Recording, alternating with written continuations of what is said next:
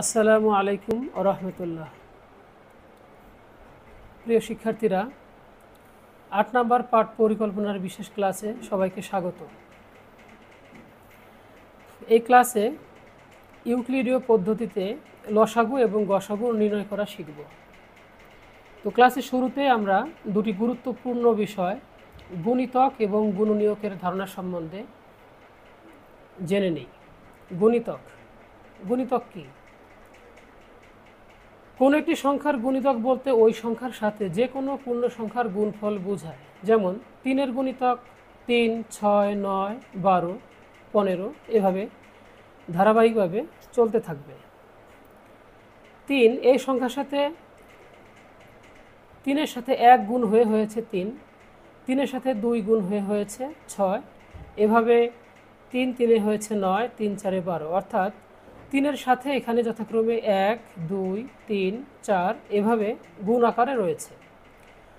তাহলে শিক্ষার্থী বন্ধুরা বলো তো ৪-এর গুণিতক কী হবে?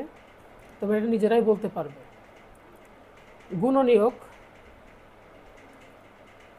কোনো একটি সংখ্যার গুণনীয়ক হলো ওই সমস্ত সংখ্যা যেগুলো দিয়ে সংখ্যাটিকে নিঃশেষে ভাগ করা যায়। যেমন ২০-এর গুণনীয়কগুলো হচ্ছে ১, ২, ৪, ৫, ১০ ও ২০। তোমরা লক্ষ্য করো ২০ দিয়ে এখানকার প্রত্যেকটি সংখ্যাকে আমরা ২০-এর মধ্যে ভাগ করতে পারবো। এজন্য ১, ২, ৪, ৫, ১০ এবং ২০ হলো ২০-এর গুণনীয়ক।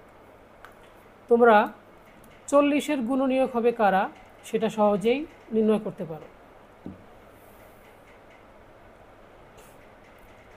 আমরা এখন পৃষ্ঠা নাম্বার ৩৫ থেকে অ্যাক্টিভিটিস ১-এর ১০ নম্বর অঙ্ক করব, লসাগু। ইউক্লিডীয় প্রক্রিয়া লসাগু নির্ণয়ের নিয়ম হচ্ছে আমরা এমন মৌলিক সংখ্যা নির্ধারণ করব যা দিয়ে অধিক সংখ্যক সংখ্যাকে ভাগ করা যাবে। যেমন এখানে ১৬, ২৪, ১৫ এবং ২৮, এখানে ৩টা সংখ্যা রয়েছে জোড় ১৬, ২৪ এবং ২৮, এজন্য এটা ২ দিয়ে বিভাজ্য হবে। ৮ দুগুণে ১৬, ১২ দুগুণে ২৪, ১৫-এর মধ্যে ১৫ ২ দ্বারা বিভাজ্য না, এজন্য ১৫ই থাকবে। এরপরে ১৪ দুগুণে ২৮। এখানে যে সংখ্যাগুলো পাওয়া গেছে ৮, ১২ এবং ১৪ হচ্ছে জোড় সংখ্যা, এটাকে আমরা আবার ২ দিয়ে ভাগ দিব। ২ দিয়ে ভাগ দিলে পাওয়া যাবে যথাক্রমে ৪, ৬, ১৫ অবিভাজ্য থেকে যাবে, এরপরে ৭। এখানে যে সংখ্যাগুলো রয়েছে এর মধ্যে ৪ এবং ৬ হচ্ছে জোড় সংখ্যা, ২ দ্বারা বিভাজ্য, আমরা ২ দিয়ে ভাগ দিব। তাহলে আমরা যেগুলো পাবো ২, ৩ এবং ১৫ এবং ৭ এটা অবিভাজ্য থেকে যাবে। এরপরে ৩ এবং ১৫ ৩ দ্বারা বিভাজ্য হয়, আমরা ৩ নিব। ৩ দ্বারা এখানে ২ অবিভাজ্য থেকে যাবে, তারপরে হচ্ছে ৭ অবিভাজ্য থেকে যাবে। তো এখন আমরা লসাগু নির্ণয় করব। আমরা যে মৌলিক গুণনীয়কগুলো পেয়েছি সেগুলো হচ্ছে ২ পেয়েছি ৪টা, একটা ৩, একটা ৫ এবং একটা ৭, যার গুণফল দ্বারা ১৬৮০, অর্থাৎ লসাগু হবে ১৬৮০। এই গুণ করতে গিয়ে তোমাদের বেশ ভুলের সম্মুখীন হতে দেখা যায়। অনেক সময় দেখা গেছে তোমরা লসাগুটা ঠিকঠাক এখানে নির্ণয় করেছো, লসাগুটা কাউন্ট করেছো ঠিকঠাক, কিন্তু শেষে গিয়ে এইখানে গুণফলটা ভুল হওয়ার জন্য লসাগু উত্তর ভুল আসে। এই গুণ করার সহজ পদ্ধতি হচ্ছে আমরা এতগুলো সংখ্যাকে 2টা অংশে ভাগ করব। দেখো এখানে ২ ৪টা হলে হয় ১৬, ৩ ১৬ ৪৮। আমরা এই ৪৮কে আমরা লাস্টের 2টা সংখ্যা ৫ গুণ ৭, ৫ ৭ ৩৫ দিয়ে গুণ করতে পারি। ৪৮কে ৩৫ দিয়ে গুণ দিলে সহজেই ১৬৮০ পাওয়া যাবে। এরপরে ৩৭ নম্বর পৃষ্ঠা অধ্যায় থেকে ৫ নম্বর যে লসাগুটা রয়েছে ২০, ১২, ২৫ এবং ৩২ লসাগু। এখানে আমরা 3টা সংখ্যা রয়েছে জোড়, যার জন্য ২ দিয়ে দিব। ২ দিয়ে দিলে ১০ দুগুণে ২০, ৬ দুগুণে ১২, ২৫ অবিভাজ্য থাকবে, ১৬ দুগুণে ৩২। এরপরও আবার 3টা সংখ্যা জোড় হওয়াতে ২ দিয়ে দিব। ৫ দুগুণে ১০, ৩ দুগুণে ৬, ২৫ থাকবে অবিভাজ্য এবং ৮ দুগুণে ১৬। শেষে গিয়ে ৫ এবং ২৫ এটা ৫ দ্বারা বিভাজ্য হওয়াতে আমরা ৫ দিয়ে দিব।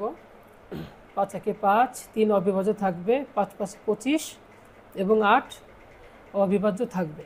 তাহলে এক্ষেত্রে নির্ণয় লসাগু হচ্ছে ২ রয়েছে ৩টা, ৩ রয়েছে একটা, ৫ রয়েছে 2টা এবং ৮ রয়েছে একটা। আমরা গুণ দিলে পাবো হলো ২৪০০।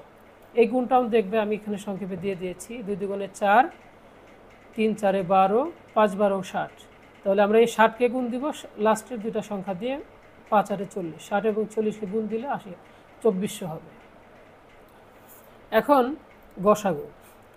ইউক্লিডীয় প্রক্রিয়ায় গসাগু নির্ণয়ের একটু ব্যতিক্রমী নিয়ম রয়েছে। সেটা হলো, এখানে আমাদের যে সংখ্যাগুলো থাকবে, প্রত্যেকটা সংখ্যাকে আমাদের এমন একটা মৌলিক সংখ্যা বাছাই করতে হবে যে সংখ্যা দিয়ে প্রত্যেকটা সংখ্যাকেই বিভাজ্য হতে হবে।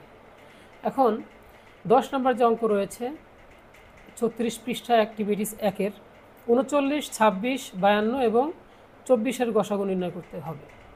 এখানে একটু লক্ষ্য করলে দেখা যায় 39, 26 এবং 52 এটা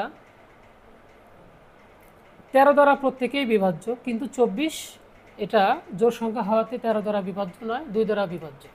আবার 26, 52 এবং 24 জোড় সংখ্যা হওয়াতে এরা 2 দ্বারা বিভাজ্য, কিন্তু 39 বিজোড় সংখ্যা হয়, এটা 2 দ্বারা বিভাজ্য নয়। তাহলে আমরা দেখতে পাচ্ছি এখানকার এমন কোনো মৌলিক সংখ্যা নাই যে সংখ্যা দিয়ে প্রত্যেকটি সংখ্যা বিভাজ্য হয়। তো এই ক্ষেত্রে গসাগুর নিয়ম হচ্ছে, এক্ষেত্রে গসাগু হবে 1, কারণ প্রত্যেকটি সংখ্যার সাধারণ গুণনীয়ক কিন্তু 1।